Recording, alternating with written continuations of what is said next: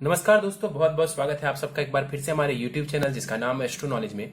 दोस्तों, आज के इस वीडियो में हम एक 24 वर्ष युवक की कुंडली का विश्लेषण करने वाले हैं, जिन्होंने अपने बर्थ डिटेल्स मेरे साथ शेयर किए हैं और एस्ट्रोलॉजी के माध्यम से ये अपने जीवन से जुड़े हुए कुछ महत्वपूर्ण प्रश्नों के उत्तर जानना चाहते हैं। तो निश्चित ही आज इस वीडियो में मैं इनके द्वारा पूछे गए सभी प्रश्नों का उत्तर दूंगा और साथ ही साथ इनकी कुंडली का पूर्ण विश्लेषण भी करूंगा। दोस्तों, इस वीडियो को शुरू करने से पहले हर बार की तरह आप सबसे निवेदन है, यदि अभी तक आपने हमारे YouTube चैनल एस्ट्रो नॉलेज को सब्सक्राइब नहीं किया है तो आप प्लीज इसे सब्सक्राइब कर दें और बेल आइकन को दबाना ना भूलें। साथ ही साथ दोस्तों, यदि आप सभी इसी प्रकार अपनी कुंडली का विश्लेषण करवाना चाहते हैं या फिर मुझसे संपर्क करना चाहते हैं तो स्क्रीन पर फ्लैश हो रहे व्हाट्सएप नंबर के ऊपर आप मुझसे संपर्क कर सकते हैं और ज्यादा जानकारी के लिए आप नीचे डिस्क्रिप्शन बॉक्स को भी चेक कर सकते हैं। चलिए वापस आते हैं इस विश्लेषण के वीडियो के ऊपर और सबसे पहले मैं आप सबों के समक्ष इनके द्वारा पूछे गए प्रश्नों को रख देता हूं। इन्होंने पूछा है कि मेरे लिए बेस्ट करियर कौन सा रहने वाला है, शेयर मार्केट या फिर बिजनेस करना या फिर यूट्यूब के क्षेत्र में कार्य करना। अपने विवाह को लेकर के इन्होंने प्रश्न पूछा है, पत्नी को लेकर के इन्होंने प्रश्न पूछा है, संतान सुख को लेकर के, राजयोग को लेकर के, भाग्य को लेकर के, धन संपत्ति को लेकर के और साथ ही साथ और भी कुछ अन्य विषयों के ऊपर इन्होंने प्रश्न पूछे हैं, जिनका एक एक करके हम आखिर में उत्तर देंगे। चलिए सीधे इनके लग्न कुंडली की तरफ चलते हैं दोस्तों, जो कि हमारे समक्ष और वो प्रारंभ हो रही है 2 नंबर से। 2 नंबर यानी कि ये कुंडली वृषभ लग्न की बन जाती है और चंद्रमा देखें तो वो लग्न में ही विराजमान है, यानी कि इस जातक की कुंडली वृषभ लग्न और वृषभ राशि की बन जाती है। लग्न को देखें 0 डिग्री है लग्न का मान और लग्न यहां पर बहुत ज्यादा कमजोर है। लग्नेश देखें, लग्नेश बनते हैं शुक्र, उठ करके द्वितीय भाव में जाकर के बैठे हुए हैं। बढ़िया स्थिति है शुक्र की। हम जब शुक्र के ऊपर आएंगे तो डिटेल में उसकी चर्चा करेंगे। वृषभ लग्न या फिर वृषभ राशि, ऐसे लोगों की बात करें तो ऐसे लोग आमतौर पर मेहनती होते हैं और मेहनत के बलबूते जीवन में बहुत ज्यादा आगे बढ़ते हैं। शनि इस कुंडली का सबसे योग कारक ग्रह होता है, तो निश्चित ही ऐसे लोग अपनी मेहनत के बलबूते जीवन में सभी समस्याओं का निवारण कर पाते हैं। स्वभाव सौम्य होता है, बढ़िया स्वभाव होता है। शुक्र का ये लग्न है तो निश्चित रूप से सौम्यता भी देखने को मिलती है। बढ़िया लग्न कहा जाएगा इसको। यहां पर देखा जाए लग्न में चंद्रमा विराजमान है, उच्च की राशि में चंद्रमा विराजमान है। यहां पर चंद्रमा वृषभ राशि में उच्च के हो जाते हैं। हालांकि चंद्रमा 3 डिग्री तक ही उच्च का माना जाता है, लेकिन हम इतना तो जरूर कहेंगे कि चंद्रमा अपने उच्च की राशि में विद्यमान है। साथ में सूर्य विराजमान है, 4 डिग्री के सूर्य यहां पर विराजमान है। इस कुंडली में चंद्रमा देखा जाए कौन है तो वो तृतीयेश है, यानी कि साहस पराक्रम, छोटे भाई बहन, छोटी मोटी यात्राओं के भाव के स्वामी ग्रह हैं। और सूर्य इस कुंडली में सुखेश है, यानी कि सुख भाव के स्वामी ग्रह हैं। सूर्य और चंद्रमा की युति कुंडली के प्रथम भाव में हुई है और यहां पर इसे अमावस्या का दोष लग जाएगा। सूर्य और चंद्रमा यदि कुंडली के किसी भी भाव में एक साथ युति बना करके बैठ जाए तो इसे हम कहते हैं कि कुंडली में अमावस्या का दोष लग गया। अमावस्या का दोष इसलिए लग जाता है क्योंकि देखिए, इसे दोष इसलिए कहते हैं हम क्योंकि सूर्य अग्नि है, चंद्रमा जल है। यदि आप अग्नि और जल को मिला देंगे तो कुछ भी नहीं बचेगा। उसी प्रकार यहां पर लग्न में सूर्य और चंद्रमा का जो दोष बना है ये व्यक्ति को कंफ्यूजन देगा, डिसीजन मेकिंग क्षमता को वीक कर देगा। मैं क्या करूं, मैं क्या फैसला लूं, स्ट्रांग डिसीजन लेने की जब बात आएगी तो ये व्यक्ति भ्रम की स्थिति में फंस सकते हैं। भ्रम की स्थिति उत्पन्न हो सकती है। उसके पीछे का जो कारण है वो यही है कि लग्न में अमावस्या का दोष बन रहा है। चंद्रमा हालांकि यहां पर अच्छी स्थिति में है, उच्च की राशि में है, तो मन बहुत खराब नहीं कहलाएगा। चंद्रमा अस्त का नहीं है, ये बहुत अच्छी बात है। 21 डिग्री का चंद्रमा है, बल यहां पर इसके पास 50% का होगा। कुमार अवस्था का ये चंद्रमा है, साहस पराक्रम का ग्रह लग्न में आकर के विराजमान है। निश्चित रूप से ये आपको मेहनती बनाएगा, साहसी बनाएगा और कहीं ना कहीं ये आपको आकर्षण भी देगा। चंद्रमा यहां पर बैठ करके दृष्टि डालेंगे कुंडली के सप्तम भाव के ऊपर, नीच की दृष्टि होगी। वैवाहिक जीवन में थोड़ी बहुत मतभेद की स्थिति देखने को मिल सकती है। सूर्य के ऊपर चले, सूर्य मैंने बताया कि सुखेश है और जाकर के लग्न में विराजमान है। ये भी आपको जीवन में सुख देने वाले होंगे, उसमें कोई परेशानी नहीं है। यहां पर बैठा हुआ सूर्य भी आपके कहीं ना कहीं व्यक्तित्व को बढ़िया करेगा। दोष को यदि आप ठीक कर लेते हैं रेमेडीज के द्वारा, निश्चित रूप से आपको लाभ जीवन में देखने को मिल जाएगा। और एक बात और बता दूं कि सूर्य और चंद्रमा की डिग्रीज को ध्यान से देखिए। 4 डिग्री का सूर्य है तो 21 डिग्री का चंद्रमा है। अमावस्या का दोष जरूर बनेगा, लेकिन इफेक्ट जो है वो कम मिलेगा आपको देखने को, क्योंकि 17 डिग्री के आसपास का यहां पर सूर्य और चंद्रमा के बीच में अंतर है। तो एक घर में युति हुई है तो कुछ प्रभाव पड़ेगा, लेकिन हम ऐसा नहीं कह सकते कि अमावस्या दोष बहुत ज्यादा प्रभावी है। यहां यहां पर जो सूर्य बैठे हुए हैं 4 डिग्री के सूर्य हैं, यहां पर मृत अवस्था का है ये सूर्य, बहुत ज्यादा बलवान नहीं है सूर्य, लेकिन ये आपके जीवन में जो है आपको निश्चित रूप से सुख देने वाला होगा। सूर्य की दृष्टि पड़ेगी कुंडली के सप्तम भाव के ऊपर, निश्चित रूप से वैवाहिक जीवन में थोड़ी सी ये परेशानी खड़ी कर सकते हैं। देखिए सूर्य अग्नि कारक ग्रह है, जहां बैठेगा या जहां देखेगा वहां कहीं ना कहीं तेज देगा। अब यहां पर सप्तम भाव के ऊपर दृष्टि डालेगा, हालांकि मंगल का घर बनता है तो बहुत नुकसान ये नहीं करेंगे, लेकिन हो सकता है तो मतभेद की स्थिति देखने को मिले। यदि सप्तमेश की स्थिति बढ़िया है तो फिक्र करने की जरूरत नहीं होगी। आगे बढ़ते हैं, शुक्र के ऊपर चलते हैं। शुक्र यहां पर 4 डिग्री के साथ विराजमान है। शुक्र बाल अवस्था के हैं, शुक्र बाल अवस्था के हैं। इस कुंडली में शुक्र लग्नेश होने के साथ साथ वो षष्ठेश भी हैं, लेकिन षष्ठेश होने का दोष शुक्र को नहीं लगेगा। यहां पर देखा जाए शुक्र लग्नेश होकर के द्वितीय भाव में बैठा हुआ है, द्वितीय भाव होता है धन का, तो यहां पर कुंडली में धन योग या महाधनी योग बन जाएगा। तो निश्चित रूप से यहां पर बैठा हुआ शुक्र आपको लाभ दिलवाएगा। आप चाहें तो फैमिली बिजनेस से जुड़ सकते हैं, क्योंकि लग्नेश ही उठ करके द्वितीय भाव में जाकर के बैठा हुआ है, परिवार के साथ संबंध ये बढ़िया कर देगा, जीवन में धन वगैरह ये देने वाला होगा, धन देने वाला होगा। धन को संचित रखने की कोशिश करें, सेविंग्स का ध्यान रखें। शुक्र आपको धन निश्चित रूप से देने वाला है। शुक्र बाल अवस्था के हैं, आप चाहें तो इनके बल को बढ़ा सकते हैं। शुक्र यहां पर रोग ऋण शत्रु भाव के भी स्वामी ग्रह हैं। रोग ऋण शत्रु भाव का स्वामी ग्रह जो शुक्र है वो द्वितीय भाव धन भाव में बैठा हुआ। निश्चित रूप से आप लोन लेकर के भी जीवन में लाभ अर्जित कर सकते हैं, उसमें भी कहीं कोई परेशानी नहीं है। शुक्र की दृष्टि पड़ेगी कुंडली के अष्टम भाव के ऊपर, कहीं ना कहीं आपको धन वगैरह का लाभ ये करवा सकते हैं। गुरु और शुक्र एक दूसरे को देख रहे हैं, डायबिटीज वगैरह का आपको ध्यान रखने की आवश्यकता है। अष्टम भाव बीमारियों के लिए भी हम देखते हैं, तो थोड़ा डायबिटीज वगैरह का, शुगर से जुड़ी हुई चीजों का आपको ध्यान रखने की आवश्यकता है। आगे बढ़ते हैं, चलते हैं राहु के ऊपर। राहु 21 डिग्री का पंचम भाव में विराजमान है। राहु के पास बल 50% का माना जाएगा। यहां पर देखा जाए राहु बुध की राशि में है, बुध की राशि में राहु बहुत बढ़िया परिणाम देते हैं। वैसे भी वृषभ लग्न की कुंडली में राहु केतु कारक होते हैं, तो सबसे इंपॉर्टेंट सवाल यह है कि राहु बैठा है बुध के भाव में, बुध कहां है? तो बुध जाकर के बैठा हुआ है 12वें घर में। कैसा बैठा है? तो अस्त और वक्री होकर के बैठा हुआ है। निश्चित रूप से राहु जिसके घर में बैठा वो फाउंडेशन अब वीक कहलाएगा। वीक इसलिए कहलाएगा क्योंकि बुध यहां पर अच्छी स्थिति में नहीं है। बुध 12वें घर में है, मंगल की राशि में है, अस्त भी है और वक्री भी है, यानी कि राहु देव जिसके घर में बैठे उसके पास पावर की कमी है और वो थोड़े से वीक हो चुके हैं। तो यहां पर राहु कंफ्यूज हो जाएंगे कि मैं कैसा रिजल्ट दूं। राहु खराब नहीं है, मैं दोहरा देता हूं, राहु खराब नहीं है, लेकिन राहु अब थोड़े कंफ्यूज हो गए। यहां पर बैठा हुआ राहु व्यक्ति को बहुत तेज दिमाग देता है, बहुत ज्यादा इंटेलिजेंट बनाता है, व्यक्ति को टेक्निकल क्षेत्र की तरफ लेकर के जाता है, व्यक्ति को कहीं ना कहीं गुप्त विद्या जैसे कि एस्ट्रोलॉजी वगैरह में व्यक्ति को ये इंटरेस्ट दिलवा देता है। कई बार मैंने लोगों को देखा है कि जो ये आर्टिफिशियल इंटेलिजेंस की जो चीजें होती हैं या जो रिसर्च का क्षेत्र होता है, ऐसे लोग इन चीजों में भी रुचि लेते हैं जिनके राहु पंचम भाव में विराजमान हो।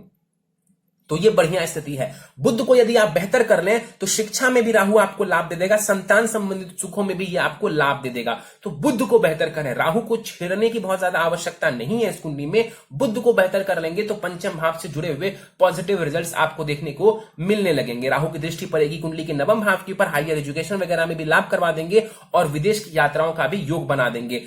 राहु की दृष्टि पड़ेगी कुंडली के लाभ स्थान के ऊपर। लाभ में ये कोई खास लाभ तो नहीं देगा आपको, लेकिन उसमें कमी भी नहीं करेगा। अब मैंने ये क्यों कहा कि लाभ बहुत ज्यादा नहीं देगा, इसलिए क्योंकि यहां पर गुरु की राशि है, तो गुरु की राशि को देख करके राहु सर्वश्रेष्ठ परिणाम नहीं देता है।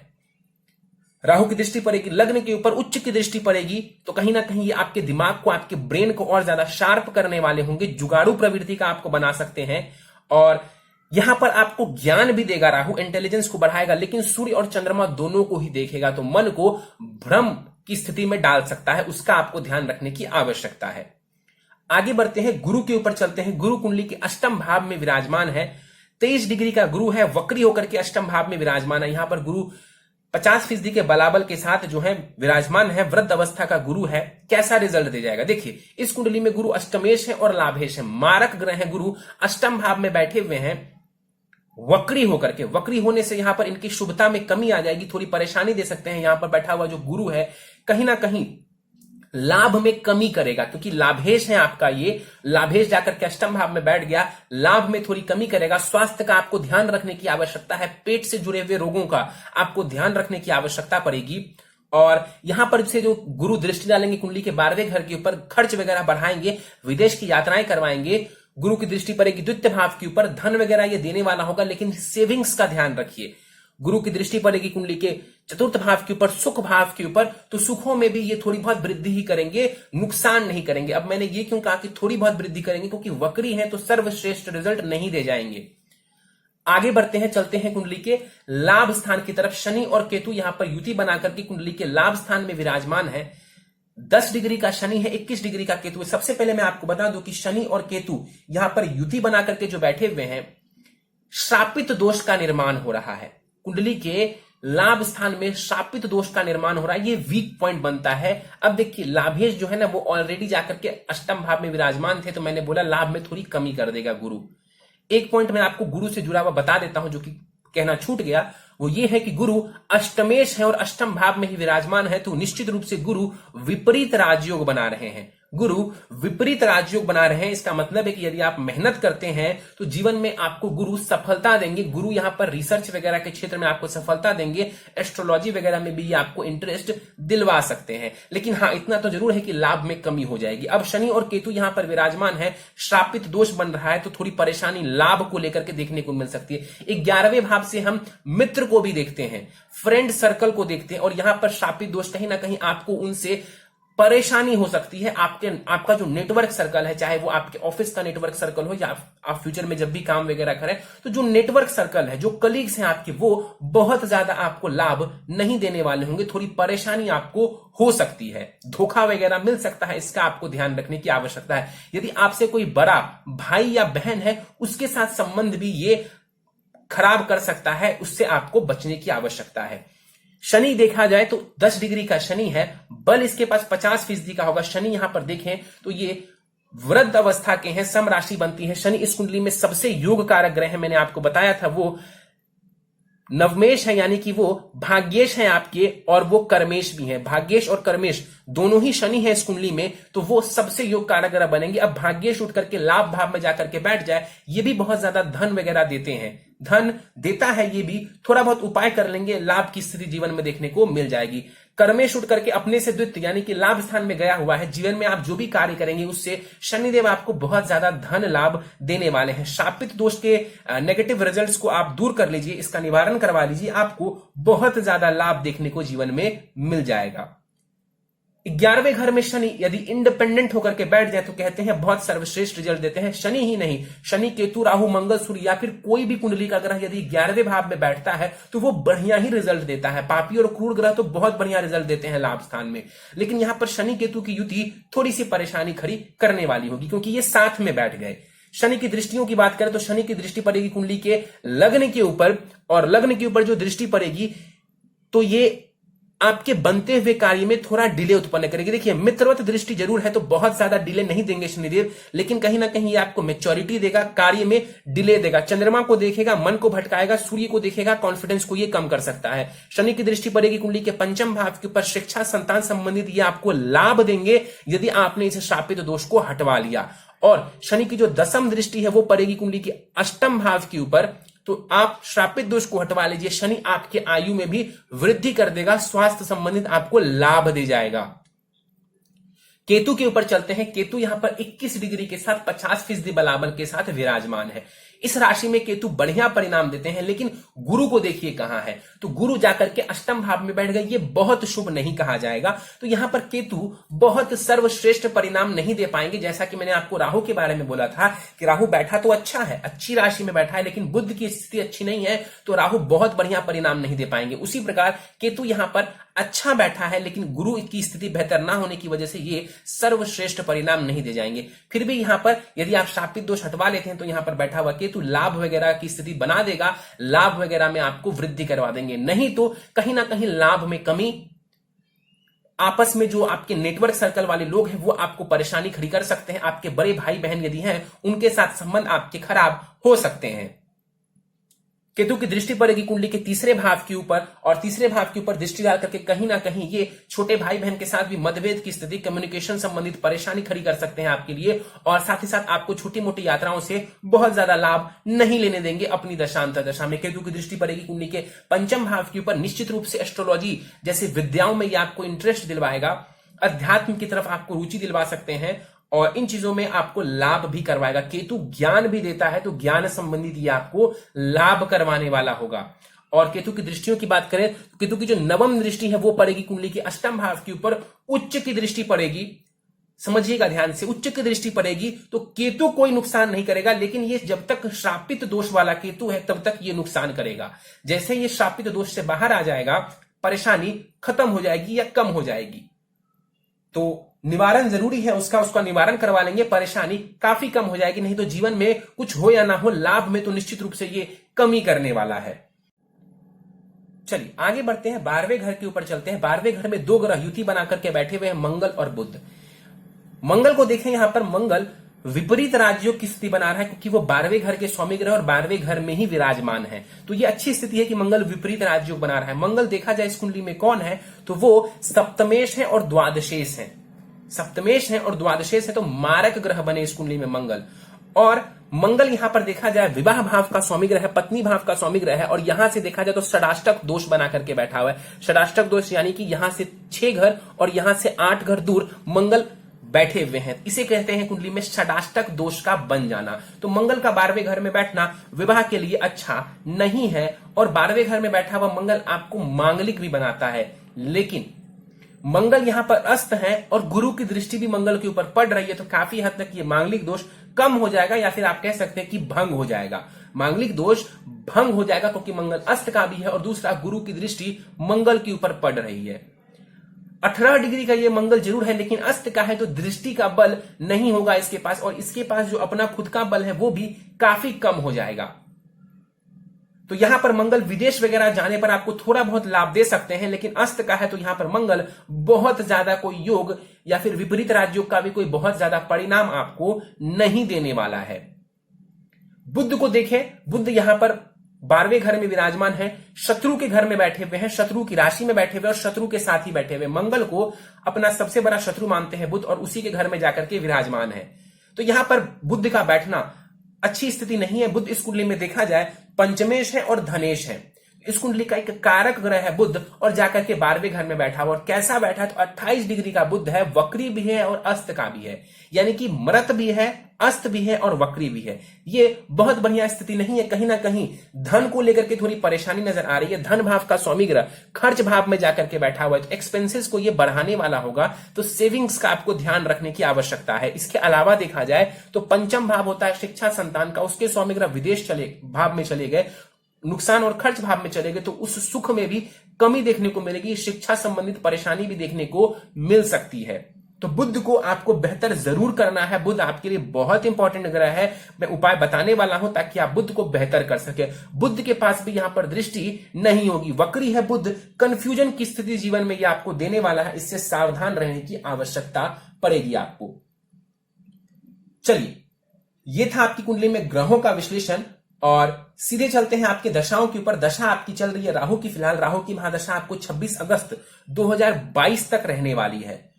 तो राहु की महादशा में फिलहाल आपको चंद्रमा की अंतरदशा चल रही है, जो कि 7 अगस्त 2021 तक रहने वाली है। ये समय थोड़ा सा मानसिक परेशानी दे सकता है, मेहनत करें। जिस क्षेत्र में भी आप अभी कार्य करना चाह रहे हैं थोड़ा सोच समझ करके करें। राहु की महादशा में चंद्रमा की अंतरदशा बहुत सर्वश्रेष्ठ परिणाम नहीं दे जाती है, लेकिन यह समय मेहनत करने का है, मेहनत पराक्रम करके भी आप लाभ उठा सकते हैं। और सीधे चलते हैं आपके प्रश्नों के ऊपर। आपने पूछा है कि मेरे लिए बेस्ट करियर क्या रहने वाला है, शेयर मार्केट या फिर बिजनेस से जुड़ा हुआ कोई कार्य या फिर यूट्यूब।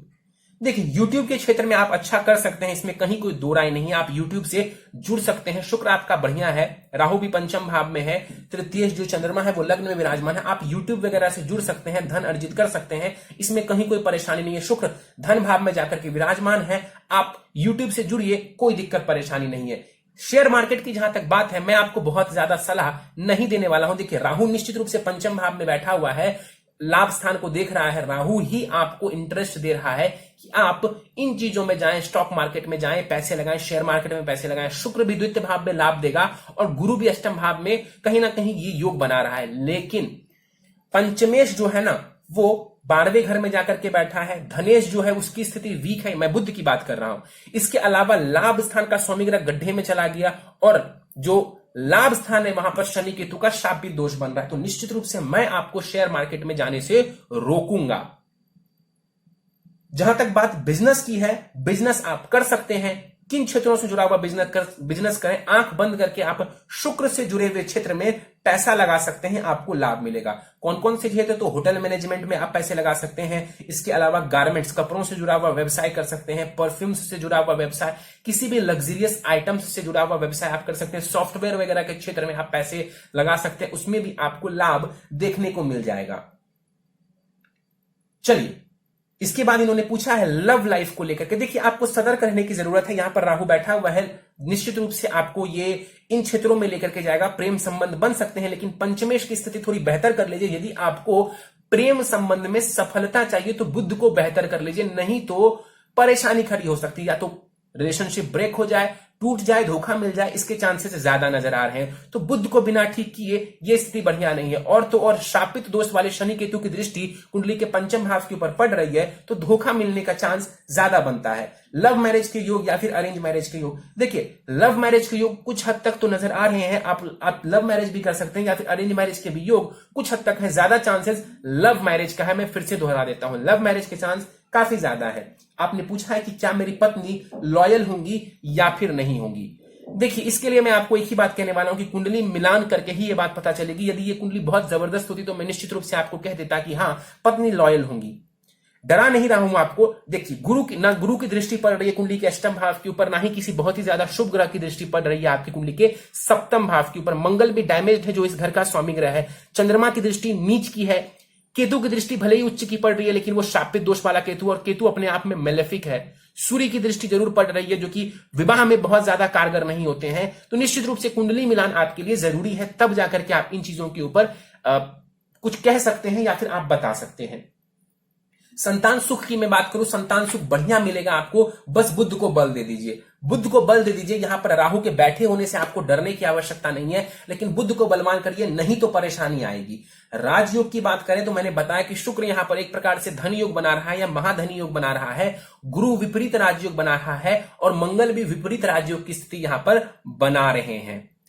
इसके बाद इन्होंने पूछा है मेरा भाग्योदय कब हो जाएगा। देखिए, शनि जो है ना वो बनते हैं आपकी कुंडली के भाग्येश। अब शनि जो है भाग्योदय करीब 36 के आसपास करवाता है, लेकिन मेरा ऐसा मानना है कि 30 वर्ष के बाद आपको भाग्य वगैरह का साथ मिलना शुरू हो जाएगा। शापित दोष वगैरह आप ठीक करवा लीजिए, उसका निवारण करवा लीजिए। 30 वर्ष के बाद आपको आपके भाग्य से विशेष लाभ मिलना शुरू हो जाएगा।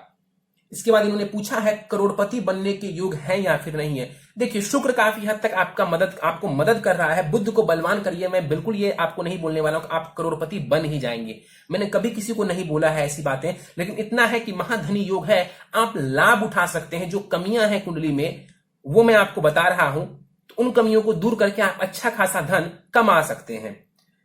धन संपत्ति के योग बढ़िया नजर आ रहे हैं, कोई वैसी परेशानी नहीं है। धन संपत्ति वगैरह आप जोड़ पाएंगे। जो थोड़ी बहुत परेशानी नजर आ रही है वो उपायों से दूर हो जाएगी। बुध को ठीक करिए, सेविंग्स का ध्यान रखिए। बुध को यदि आप ठीक नहीं करते हैं तो निश्चित रूप से सेविंग्स को लेकर के परेशानी नजर आ रही है। तो बुध को बेहतर करना आपके लिए बहुत ही ज्यादा जरूरी है। ग्रहों की युति का फल मैंने बताया है कि यहां पर अमावस्या का दोष बना रहा है। ये जो कंजंक्शन हुआ है कुंडली के प्रथम भाव में, ये जो युति हुई है चंद्रमा और सूर्य की, ये बहुत पॉजिटिव नहीं है। हालांकि डिग्री वाइज ये बहुत ज्यादा दूर है, तो बहुत खास आपको नेगेटिव परिणाम नहीं मिलेगा, लेकिन ये पॉजिटिव कंजंक्शन नहीं है। उसी प्रकार शनि केतु की युति को भी देखें तो ये शापित दोष बना रही है, ये भी बहुत ज्यादा आपको लाभ नहीं देने वाला है। और मंगल और बुध भी शत्रु हैं, एक साथ बैठ गए, बहुत ज्यादा लाभ नहीं देंगे। लेकिन एक बात बता दूं, दोनों के दोनों अस्त हैं, तो ये ना लाभ दे पाएंगे आपको, ना ही ये आपको कोई खास नुकसान दे पाएंगे। इसके बाद इन्होंने पूछा है शुभ ग्रह कौन कौन से हैं कुंडली में। निश्चित रूप से जो शुभ ग्रहों की बात करें तो काफी हद तक शुक्र आपको लाभ पहुंचा रहे हैं। सूर्य और चंद्रमा को थोड़ा थोड़ा बेहतर कर लेंगे तो वो भी आपको लाभ पहुंचाएंगे। राहु आपका बढ़िया है। शनि आपका अच्छा है, शापित दोष से बाहर निकाल लीजिए, शनि आपका बढ़िया है, आपको लाभ दे जाएगा। इसके बाद इन्होंने पूछा है मित्र और शत्रुओं को लेकर के इन्होंने प्रश्न पूछा है। निश्चित रूप से जो है आपके लिए जो आपके करीबी हैं, खास करके जो आपके नेटवर्क सर्कल के लोग हैं, वो आपको बहुत ज्यादा फायदा नहीं पहुंचाने वाले हैं, ये बात आपको समझ लेनी चाहिए। शत्रुओं की बात करें, कुंडली के छठे भाव से देखते हैं, वहां पर शुक्र की राशि बनती है और वो द्वितीय भाव में जाकर के बैठा हुआ है। मैंने बताया था कि ऋण वगैरह से भी आप धन वगैरह कमा सकते हैं, तो शत्रुओं से भी ऐसा कुछ डरने की आवश्यकता मुझे नजर नहीं आती कि आपको शत्रुओं से डरना चाहिए, लेकिन इतना जरूर आपको बोलूंगा कि सावधान रहने की आवश्यकता जरूर है। एस्ट्रोलॉजी में रुचि है, निश्चित रूप से राहु की प्लेसमेंट, गुरु की प्लेसमेंट और शुक्र की भी प्लेसमेंट एस्ट्रोलॉजी में आपको इंटरेस्ट दिलवाने वाली है, आपको यह लाभ भी देगा, आप सीख सकते हैं एस्ट्रोलॉजी, इसमें कोई बुराई नहीं है। इसके बाद इन्होंने पूछा है घर पर या फिर बाहर रहना ज्यादा उचित है, ज्यादा प्रोग्रेस मुझे क्या करेगा। निश्चित रूप से मैं आपको एक बात बताता हूं, आप कहीं पर भी रहिए, आपका प्रोग्रेस अच्छा होने वाला है, स्थान को लेकर के बहुत ज्यादा परेशान नहीं होना है। देखिए किसी किसी की कुंडली में ऐसा योग होता है कि निश्चित रूप से हम देख करके कहते हैं कि आपके लिए विदेश निकल जाना या घर से दूर निकल जाना ही बेस्ट रहेगा। आपकी कुंडली को देख करके मैं ऐसा कह सकता हूं कि आप यदि विदेश जाते हैं, घर से दूर जाते हैं, तब भी आप लाभ कमाएंगे, आप जन्म स्थान पर रहते हैं तब भी आप ठीक ठाक लाभ अर्जित कर लेंगे, इसमें भी कहीं कोई परेशानी नहीं है। कभी मौका लगे घर से दूर जाने का, आप निकल जाइए, लाभ हो जाएगा, नुकसान नहीं होगा। विदेश यात्रा या फिर विदेश में सेटलमेंट के युगों की बात आपने की है। देखिए अगर मंगल यहां पर अस्त का नहीं होता तो मैं बेफिक्र होकर के आपको कहता कि आप विदेश में सेटल हो सकते हैं, लेकिन चूंकि मंगल यहां पर अस्त के हैं तो बहुत ज्यादा ये लाभ आपको नहीं करवाने वाला है विदेश में। लेकिन आप विदेश जाना चाहते हैं, कोई संपर्क में है, प्रैक्टिकली ये चीज पॉसिबल है आपकी लाइफ में, आप निकल जाइए, नुकसान नहीं होगा, आप विदेश निकल सकते हैं, वहां पर जा सकते हैं। धोखा मिलता है मुझे लाइफ में, इसके पीछे का कारण शनि और केतु है, और जो कि शापित दोष बनवा रहा है आपकी 11वें भाव में, वहां पर ये परेशानी खड़ी कर रहे हैं।